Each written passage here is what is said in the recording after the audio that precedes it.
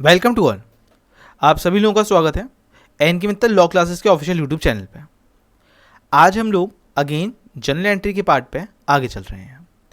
इसमें आज हम लोग जनरल एंट्री की एक और बात आज आप लोगों के साथ सीखने वाले हैं। इसको आप लोग प्रॉपर रूप से समझने की कोशिश करिएगा। जहाँ पे आप लोगों के जो भी डाउट्स आए आप मुझे कमेंट बॉक्स में ही बता सकते हैं। इससे प्रीवियस जनरल एंट्रीज के वीडियोज़ आप लोगों को डिस्क्रिप्शन बॉक्स में मिल जाएंगे। तो चलिए सेशन की शुरुआत करते हैं। अगर मैं यहाँ पे बात करता हूँ तो ये क्वेश्चन आराम से आप लोग फ्रेम करिएगा। क्वेश्चन थोड़ा लेंथी है इसमें, लेकिन आप लोगों के काफ़ी हद तक इससे प्रीवियस पढ़े हुए सभी डाउट्स क्लियर हो जाएंगे। तो एक बार ट्राई ज़रूर करिएगा। वीडियो को पॉज करिए, ट्राई करिए बेटा। चलिए देखते हैं। यहाँ पे ऊपर की साइड ने मुझे एसेट्स और लाइबिलिटी और दी हैं, तो इसकी एंट्री आप लोगों की बैलेंस शीट में तो रहती ही रहती है, लेकिन जनरल की पॉइंट ऑफ व्यू पे कैसी होगी, चलिए वहाँ से शुरुआत करते हैं और हर एंट्री को वन बाय वन करके समझते चलते हैं। तो अगर सबसे पहले जो मुझे यहाँ पे चीज़ें दी हैं तो उसकी एंट्रीज मैं किस तरह से फ्रेम करूँगा, पहले आज हम लोग उसको समझ लेते हैं। नॉर्मली जो आप लोगों का कॉलम बढ़ते हैं मैं वैसे ही बांट लेता हूँ, है ना। डेट्स, पर्टिकुलर, जनरल फ्लो और अमाउंटिंग के, ठीक है। अब इधर की तरफ बड़े आराम से और इत्मीनान से समझिएगा। आप अपनी सभी एसेट्स को डेबिट करेंगे, यानी कि कैश अकाउंट 5,000 रुपीज से, बैंक अकाउंट 12,500 से, डेप्टर्स 14,000 से। ओके, आप चाहो तो आप पूरा डेप्टर्स यहाँ पे लिख दो, या एक काम ही कर सकते हैं आप सभी को अलग अलग सेपरेट लिख सकते हैं। जैसे सपोज करिए ये ज़्यादा बेटर है, क्योंकि जितना ज़्यादा क्लियरिटी होगी उतना ज़्यादा बेहतर है। अशोक, केवल, मोहन, ये सभी आप लोग डेबिट कर सकते हैं। अगर आप डेप्टर्स डेबिट करते तो पूरा अमाउंट आप एक साथ शो कर रहे होते हैं। अभी मैं अलग अलग शो करूँगा कि कौन कितने का है, ये आपको यहाँ पे दिख जाएगा। स्टॉक एंड फर्नीचर, ये सभी आपका क्या होगा, ये सभी अमाउंट्स आपके डेबिट होंगे।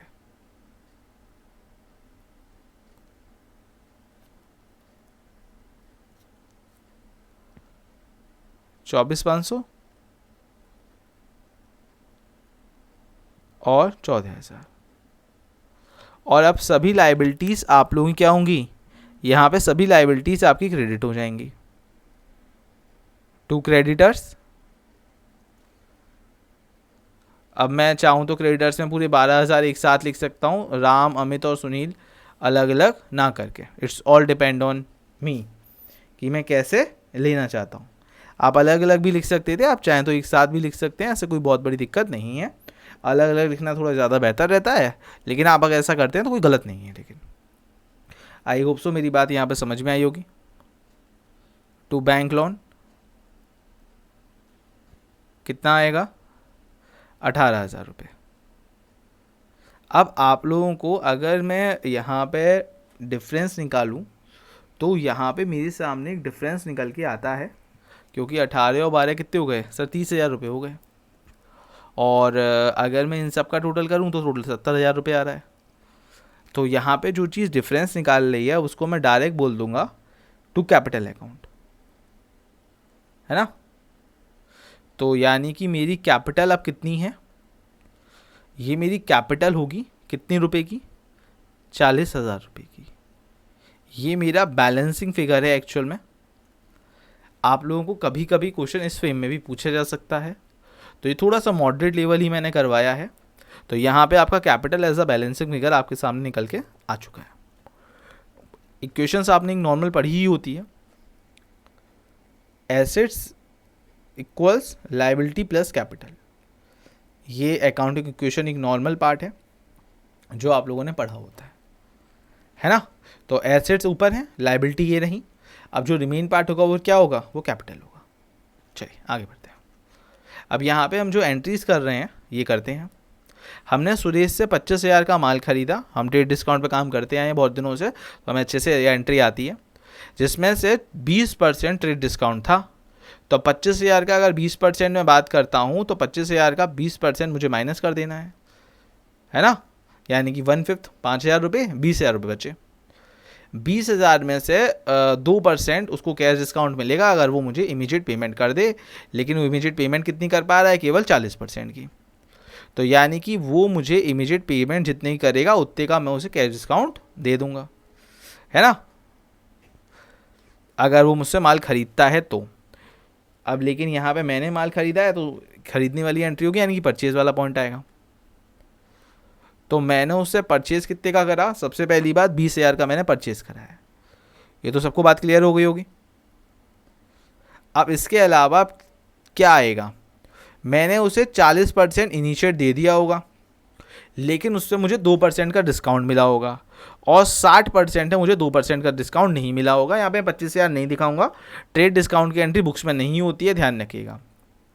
तो यहाँ पे सर सीधी सी बात है, मैंने किससे ख़रीदा, सुरेश से, तो सुरेश का अकाउंट मैं खोल दूंगा 60% के साथ, ये 60%, ठीक है ना। तो 20,000 का 60% मतलब 12,000 रुपये, ठीक है। अब कैश में कितने गए होंगे सर, 38%, क्योंकि 2% का आपको कैश डिस्काउंट मिला होगा, है ना। आप डायरेक्ट ऐसे ही बोल सकते हो, या आप ऐसे बोल दो सर 40% था, इसका मतलब 8,000 रुपये, 8,000 का 2% आपको डिस्काउंट मिल गया, तो 160 रुपये का आपको डिस्काउंट मिल गया, और 7,840 रुपये आपने पे कर दिए होंगे, है ना। आप ऐसे भी इसे बोल सकते हो। तो आई होप सो ये वाली चीज़ें आपको क्लियर होंगी, कोई दिक्कत होगी नहीं। अगेन ट्रेड डिस्काउंट की एंट्री बुक्स में नहीं होती है, इस कारण से मैंने डायरेक्ट 20,000 रुपये लिखे थे। क्लियर है, चलिए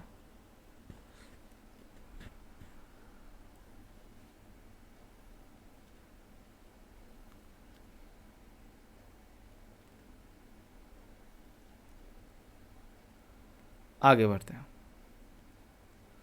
सोल्ड गुड्स टू केवाल, केवाल को मैंने गुड्स को सोल्ड करा है, ठीक है। अगर कुछ मेंशन नहीं होता तो आप हमेशा क्रेडिट सेल ही मानेंगे, इसको ऑलवेज ध्यान रखिएगा, अगर कुछ भी मेंशन नहीं है तो अगर मैंने सेल करा तो मेरे पास कैश आना चाहिए था, तो अभी कैश की जगह केवाल का नाम लिखूंगा क्योंकि उधार है, और टू सेल्स अकाउंट क्योंकि मेरी जेब से गुड्स गया, कितने का, 10,000 का। रिसीव कर रहे हैं 15,500 फ्रॉम द केवाल से इन द फुल सेटलमेंट। मुझे अब यहाँ से मैंने केवाल से कितने रुपये रिसीव करे, 15,500। अब देखो यहाँ पे आपका फ़ायदा क्या हुआ था चीज़ों को लिखने का, 6,000 रुपये आप पे पुराने उसके ड्यू थे जो उसको देने थे, आपके ड्यू थे जो उसे देने थे, 10,000 रुपये और हो गए, मतलब उस पर कितने ड्यू हो गए, 16,000 रुपये। उसने मुझे दिए कितने, 15,500, तो यानी कि फुल सेटलमेंट में कोई बैड डेब्ट की बात है नहीं, तो यानी कि 500 रुपये का यहाँ पे मुझे मैंने उसे क्या दिया होगा, डिस्काउंट दिया होगा। तो अगर कैश रिसीव होता है तो एंट्री होती है cash account debit to particular person name, लेकिन अब यहाँ पे डिस्काउंट शब्द और आ जाएगा क्योंकि उसे 500 रुपये का डिस्काउंट और चला गया है, समझ रहे हो, बस इतना। तो 15,500 मुझे रिसीव हो गया, 500 का डिस्काउंट हो गया, और उसने मुझे कितने रुपए दिए हैं, 16,000 का हिसाब मेरा उसका क्लियर हो गया, ठीक है। अब यहाँ तक कोई दिक्कत तो नहीं, कैश मेरे पास 15,500 आया, 500 रुपये डिस्काउंट का चला गया, 16,000 उसका ड्यू था, हिसाब बराबर हो गया, फुल सेटलमेंट वर्ल्ड है। फुल सेटलमेंट नहीं होता तो 500 रुपये भी वो और देता, फिर डिस्काउंट क्यों लिखता मैं। रिसीव हुआ है चेक अशोक से 4,900 का, और उसको डिस्काउंट दिया है 100 रुपये का, सेम कंडीशन। लेकिन अब यहाँ पे एक बात मैंने आपसे बताई थी, जब आपको चेक रिसीव होता है फिर क्या होता है ना। अब सर जब आपको चेक रिसीव होता है फिर एंट्री होती है चेक इन हैंड के नाम से, इस बात को ध्यान रखिएगा। अब आपको चेक रिसीव हुआ तो चेक इन हैंड की एंट्री होगी, ठीक है ना। अब मैंने उसे डिस्काउंट दे दिया तो डिस्काउंट अकाउंट, ये मैं डायरेक्ट बोल दूंगा, कितना, किसका है ये, अशोक का, कितना, 4,900 का उसने चेक दिया है, 100 रुपये और 4,000 रुपये। अब देखो ये मैं डायरेक्ट यहाँ पे बैंक नहीं लिख दूंगा, ये वाली बात मैंने आपको प्रीवियस भी बताई थी। हो सकता है चेक डिसऑनर हो जाए, या हो सकता है कोई और इशू आए, तो मैं डायरेक्ट बैंक नहीं लिखूंगा, ये मैं आगे जाके इसका बैंक लिखूंगा जब वो बैंक में जमा कर देगा, ठीक है, इस बात को ध्यान रखिएगा। अभी नहीं लिखूंगा। चेक रिसीव हो गया किससे, अशोक से, और डिपॉजिट भी हो गया बैंक में। अरे वाह, बहुत बढ़िया।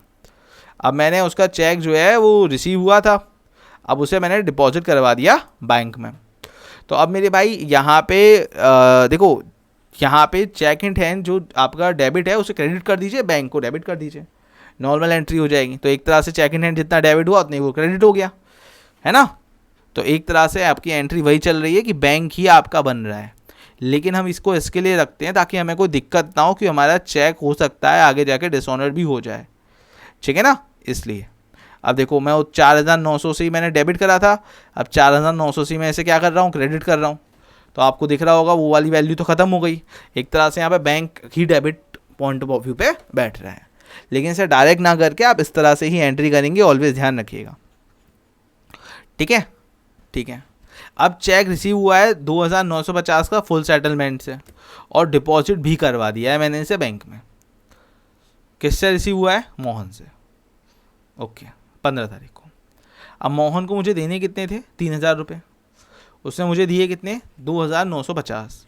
तो सीधी सी बात है, अब मुझे चेक रिसीव हुआ है तो यहाँ पे भी वही एंट्री होगी, cheque in hand account, debit और discount account, debit cheque in hand 2,950, discount account 50 से, और किस क्या आएगा यहाँ पे, नॉर्मली किसका है ये, टू मोहन, कितना, 3,000 रुपये।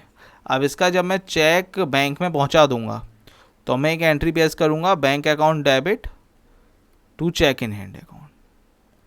अब ये अकाउंट में पहुंच गया मेरे 3,000 रुपये का फंड, 2,950 का, क्योंकि उतने के तो चेक दिया था, 50 का तो डिस्काउंट था, ठीक है। अब सर अगर ये चेक डिसऑनर हो जाता फिर क्या होता, तो अभी वो देखते हैं आगे, लेकिन अभी मेरी नॉर्मल एंट्री वही है कि मुझे एक तरह से उससे बैंक के थ्रू पैसे मिल रहे हैं 2,950 रुपये, जो नॉर्मल एंट्री होती है, जैसे कैश रिसीव होता है वैसे ही है, ठीक है। अब देखते हैं आगे क्या हुआ है। अब अशोक का चेक जो था वो डिसऑनर्ड हो गया, तो अशोक का चेक अगर डिसऑनर्ड हो गया तो अब मेरे भाई वो तो बैंक पहुंच चुका था, तो आपका अब जो डिस्काउंट है वो भी ख़त्म हो गया होगा। तो अब मेरे भाई यहाँ पे एक बात सुनो, चेक इन हैंड जो था वो चेक इन हैंड जितना डेबिट हुआ था उतना ही क्रेडिट हो गया था, क्योंकि हमने वो चेक बैंक में जमा कर दिया था। जैसे अगर मैं यहाँ पे बात करता हूँ चेक इन हैंड, तो ये तो ख़त्म हो गया ना, एक तरह से यहाँ पे क्या है, बैंक वर्ड ही तो है। तो अब यहाँ पे जो आप डिसऑनर्ड की एंट्री करोगे तो क्या है वो एंट्री करोगे, आपने यहाँ पे क्या एंट्री करी थी, चेक इन हैंड। अब उसको आप चेक तो रिटर्न कर नहीं रहे, आपने तो बैंक में डाला था। तो अब यहाँ पे जो एंट्री होगी वो होगी Ashok debit to bank to discount, पूरा 5,000 के लिए अब अशोक फिर से लायबल हो गया, है ना। अशोक डेबिट, अब यहाँ पे चेक इन हैंड नहीं आएगा, टू बैंक आएगा, क्योंकि बैंक में आपने वो चेक दिखा दिया था, ठीक है ना। और किसकी, डिस्काउंट की, क्योंकि अब वो कुछ भी ऐसा नहीं है कि अब उसके 100 रुपये कम हो गए, अब उसके 100 रुपये नहीं कम हुए, क्योंकि अब वो दिवालिया बोलो सॉरी, अब वो पैसे मेरा उसका चेक डिसऑनर्ड हो गया, तो भैया तू मुझे पूरे पैसे दे, सीधी सी बात है भाई, तो मुझे पूरे पैसे दे। अशोक जो था 5,000 का था उधारी, मैं जब उससे मुझे चेक मिला तो मैंने उसकी एंट्री कर दी भाई बैंक, इसलिए मैंने बोला था मत लिखिए, क्योंकि जब वो डिपॉजिट होता है तब लिखिए, चेक इन हैंड डिस्काउंट, और अशोक से फुल पैसे मिल गए। फिर मैंने उस चेक को भेज दिया बैंक, ठीक है। अब बैंक वालों ने बोला भैया ये चेक तो गलत है, तो अशोक किसका डेबिट हो गया, अब अशोक डेबिट हो गया किसका, बैंक का, है ना। चेक इन हैंड तो बैंक भेजने के पॉइंट ऑफ व्यू तक था मेरे अकाउंट के लिए, यहाँ भी मैं उसे क्लेम करूँगा, अपने पास पैसे रखूँगा बैंक के थ्रू, तो बैंक पॉइंट है बनेगा। आई होप सो क्लियर होगी ये वाली बात, बहुत ज़रूरी है। आगे बढ़ते हैं, आगे की एंट्री देखते हैं। क्वेश्चन बहुत अच्छा है, मैंने जितना भी मैंने नॉर्मली निचोड़ रखा है इसमें आप लोगों के लिए चीज़ों का। Bought goods from the brown, okay, brown से खरीद लिया सामान, अच्छा। अब देखो अगर कुछ भी मेंशन नहीं होता तो हम यही मानते हैं कि वो उधार गया होगा, अगर कैश मेंशन नहीं है तो आप यही मानेंगे वो कैसे गया होगा, उधार गया होगा बेटा। अब ब्राउन यहाँ पे नाम है, ध्यान रखिएगा, कलर नहीं, 10,000 रुपये, ठीक है। चलिए आगे बढ़ते हैं। Goods brought from Brown was sold to James, मतलब जो मैंने ब्राउन से खरीदा था वो जेम्स को सोल्ड कर दिया, तो क्या मतलब है जेम्स को कि मैंने किससे खरीदा था।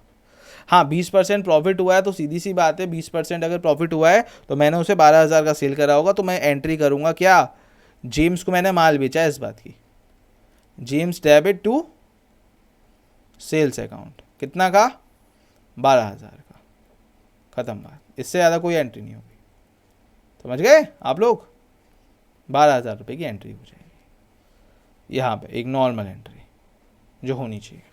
बस उसने लैंग्वेज घुमा के बोला और कुछ भी नहीं है। आगे देखते हैं हम, यहाँ पे डेट्स ज़रूर चलती रहती, मेरे पास स्पेस नहीं है, लेकिन नॉर्मल आपको सब बातें समझ में आ गई होंगी। विड्रॉ करा है कैश फ्रॉम बैंक से फॉर ऑफिस यूज़ के लिए और फॉर प्राइवेट यूज़ के लिए भी। अब देखिए आपने जब बैंक से पैसे निकाले हैं और ड्राइंग भी आपने करी है, तो जो हम बैंक से पैसे निकालते हैं तो एंट्री होती है cash account debit to bank account. तो कैश अकाउंट डेबिट होगा कितने से, 4,000 रुपये से, और यहाँ पे अब ड्राइंग अकाउंट डेबिट होगा, है ना, क्योंकि पर्सनल यूज़ है, कितने से, 1,000 रुपये से, दोनों किसके, टू बैंक के, कितना, 5,000 रुपये। क्लियर है बेटा, चलिए आगे बढ़ते हैं। अब सैंपल के लिए गुड दे रहे हो मेरे भाई, क्या करोगे, सैंपल के लिए दे रहे हो,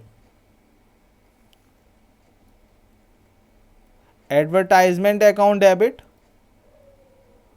और चैरिटी भी दे रहे हो।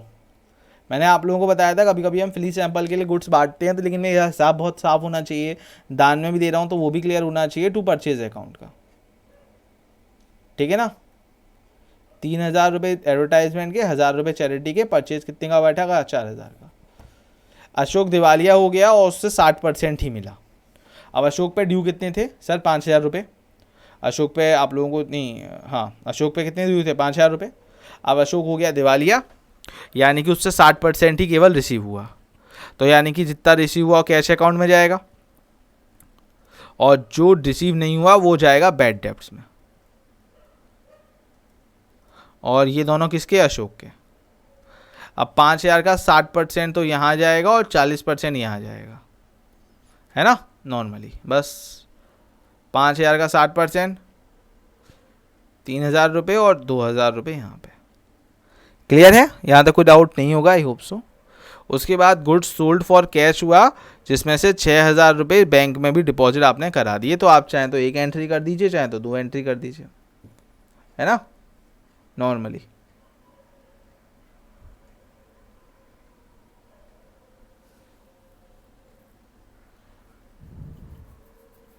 देखिए सबसे पहले आपको कैश में रिसीव हुआ है 11,000, कैश सेल हुई है आपकी कितने की, 11,000 की। तो सबसे पहले तो एंट्री कर दीजिए, cash account debit to sales account, कितने की एंट्री हो गई आपकी, 11,000 की, क्या आपने 11,000 इसमें से सेल कर दी। अब उसके बाद में एक छोटी सी एंट्री आपकी और होगी कि आपने बैंक में जमा कराए। तो जब आप बैंक में जमा कराते हैं तो एंट्री क्या होती है, बैंक अकाउंट डेबिट टू